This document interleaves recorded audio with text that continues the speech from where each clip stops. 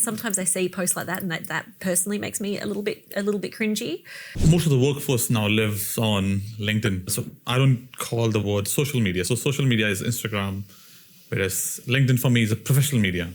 And it's professional CV and what people are doing. And then what other things would make you cringe on LinkedIn? Oh, I mean, it's tricky because everyone's got a different personal brand, right? And some people can do, face to camera videos, and they just are authentic. And I love watching their videos, and I hear from them.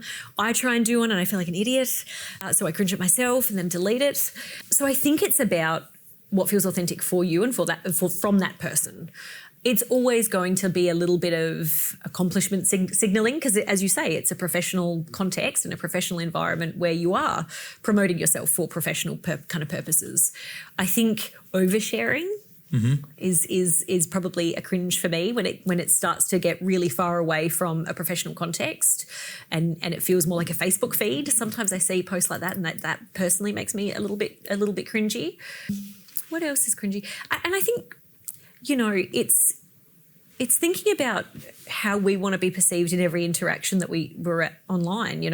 When people use it as a place to badmouth or complain about things, or just generally, I don't know, criticize but not add anything helpful to the discourse, that's not something I'm a fan of, and I don't think particularly helps anyone. And the things you do online are there forever, so people just being really conscious about that. You don't want to put a post about, I don't know, maybe some personal belief you have, and then you're applying for a job at a company that maybe is in contrast with that, right? So people just need to be very conscious and aware, and I think they are much better now compared to, say, 5 years ago.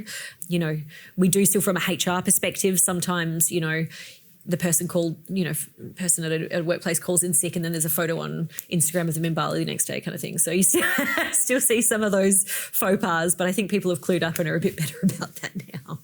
But LinkedIn has also become a tool to outwardly present as an organization your brand, what you stand for, and what kind of. Not many organizations are doing it well. I love the feed from the feds, the federal police. The reason why I love it, they showcase not just employees, they showcase what they're doing, whatever catch they had, they just show it up there, and so it's a good feed to a bit more knowledgeable rather than just, hey, we all employees having fun, but a bit more. So I like their feed, but which feeds do you like from an organization point of view? And then what do you see from a point of view of using LinkedIn to deliver your HR message, because employees or future employees are looking to be employed with you, and then what are things they should be thinking about? Yeah, so I'm trying to think of someone who I think is really good as an organisation, and I'm coming up blank at the moment. I'm sure there are really great organisations in my feed, just as a caveat. Yeah, as you said earlier, Parliament of Australia. Absolutely. I do like Kate Chaney's feed, actually. She puts some good stuff up.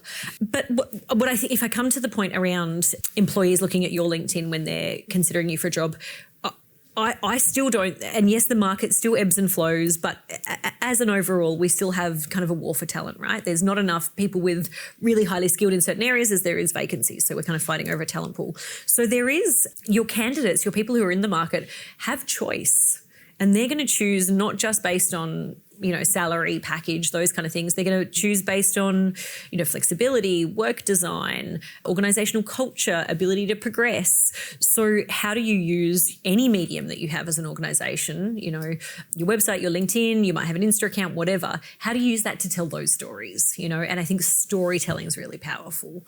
Not just, we are great. Yeah, because of course we're all going to say we're great, How do you actually demonstrate that through whether it's team members sharing their story? And it doesn't always need to be really high production. I actually think people like quite genuine content now, So I think I've seen some nice kind of campaigns, employee value proposition campaigns, where it's individuals talking in their own phone about, this is why I love it, and then the organisation kind of shows that. There was a really good post, it was from one of the mining companies, I think, around how someone had transitioned their career from a relatively entry-level non-qualified to going through and getting support to do their tertiary qualification, then ending up in a really senior role. Great story to tell, So how can we look for the great things happening in our organisation and shine the light on it and share that outwardly? Because that's the social proof, It's not just saying we're great with progression.